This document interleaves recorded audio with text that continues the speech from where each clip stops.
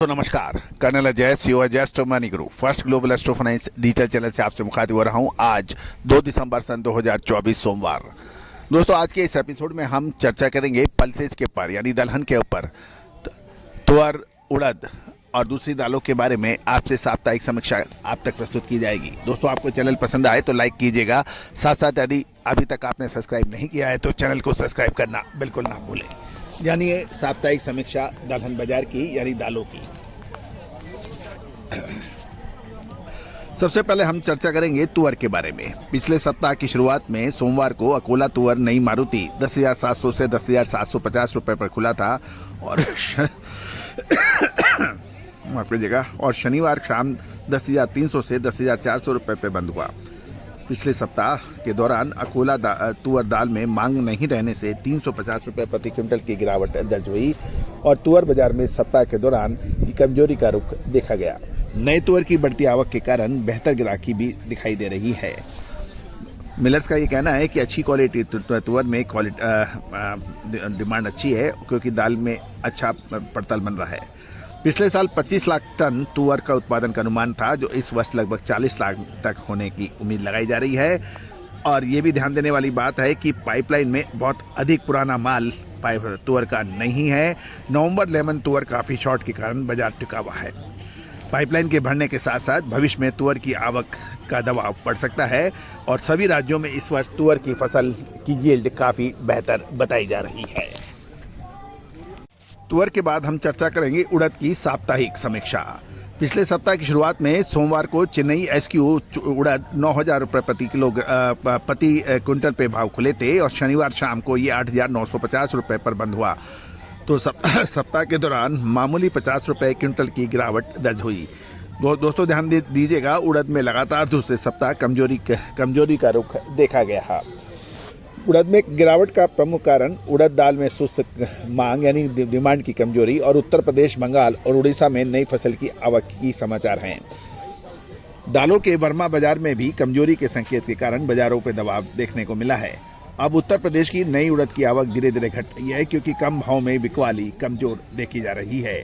उड़द की मांग नवंबर दिसंबर में अक्सर कमजोर रहती है, जबकि जनवरी से उड़द की मांग में अक्सर भाव और मांग दोनों ही अक्सर मजबूत रहते हैं। तो अभी उड़द के अंदर धैर्य रखने की आवश्यकता है। जहाँ तक उड़द की फसल की बात करें कि देश में उड़द की अगली फसल मई में आएगी, यानी गर्मियों में आएगी, और अगले 5-6 महीने के लिए घरेलू मांग की निर्भरता वर्मा पर रहेगा। गौरतलब है कि वर्मा उड़द एसक्यू 1,000 से 1,020 रुपये 1,020 के ऊपर एक मजबूत सपोर्ट मिलने की संभावना बन रही है। दोस्तों, तुअर, उड़द और तुअर और उड़द के बाद अब चने के ऊपर करेंगे चर्चा। दोस्तों, चना दलहन में राजा माना जाता है और पिछला सप्ताह की शुरुआत में सोमवार दिल्ली राजस्थान चना जयपुर लाइन का 6,975 से 7,000 रुपये पर खुला था और शनिवार शाम को चना 6,935 से 6,950 रुपये पर बंद हुआ। पिछले सप्ताह के दौरान चना दाल और बेसन में मांग नहीं रहने के कारण 50 रुपये प्रति क्विंटल की गिरावट दर्ज होने के समाचार हैं और पिछले सप्ताह काफ़ी उतार चढ़ाव भी देखने को मिला है। चना दाल में कमजोर उठाव के कारण पिछले सप्ताह कमजोरी का रुख देखा गया। गौरतलब है कि ऑस्ट्रेलिया से चने के सस्ते आयात का खौफ के कारण ग्राहकी काफ़ी लिमिटेड हो जा रही है। लेकिन ये भी ध्यान देने वाली बात है कि ऑस्ट्रेलिया से लॉजिस्टिक समस्याओं के कारण चने की शिपमेंट आने देरी होने की संभावना बन रही है। लेकिन कुल मिला के ऑस्ट्रेलिया का चने की पैदावार इस साल पिछले साल के मुकाबले लगभग दुगने से अधिक है और अल्टीमेटली ऑस्ट्रेलिया का चना एशियाई देशों में ही कंज्यूम अधिक होगा, जिसमें भारत, पाकिस्तान और बांग्लादेश है। तो दिसंबर और के अंत और जनवरी तक ऑस्ट्रेलियन चना पूरे बाजारों में फैलेगा।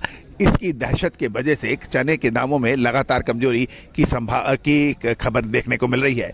दोस्तों, याद कीजिए, जब चना 5,500 रुपये के आसपास ट्रेड कर रहा था लगभग 5 से 6 महीने पहले, हमने आपको मजबूती के संकेत दिए थे। लेकिन जब चना 8,000 रुपये का भाव आया, तो जब 9 से 10,000 रुपये की बात की जा रही थी, उस वक्त भी हमने कहा था कि चने के अंदर ऊपरी स्तर पर मुनाफा वसूली करना बिल्कुल उचित रहेगा। यद्यपि चने की नई फसल में अभी आने में काफ़ी समय है और ऑस्ट्रेलिया का चने की शिपमेंट भी दिसंबर जनवरी तक आएगी। उसके बावजूद भी चने के अंदर ऊपरी स्तर पर 8,000 से के भाव से लगातार तेज गिरावट देखी गई है। दोस्तों, कहा जाता है कि समय पे मुनाफा वसूल करना और समय पे माल खरीदना ये चतुर और सफल व्यापारी की पहचान होती है। और होता ये है कि अक्सर मंदी के अंदर माल कोई खरीदना चाहता नहीं है और तेज़ी के अंदर कोई माल बेचना नहीं चाहता।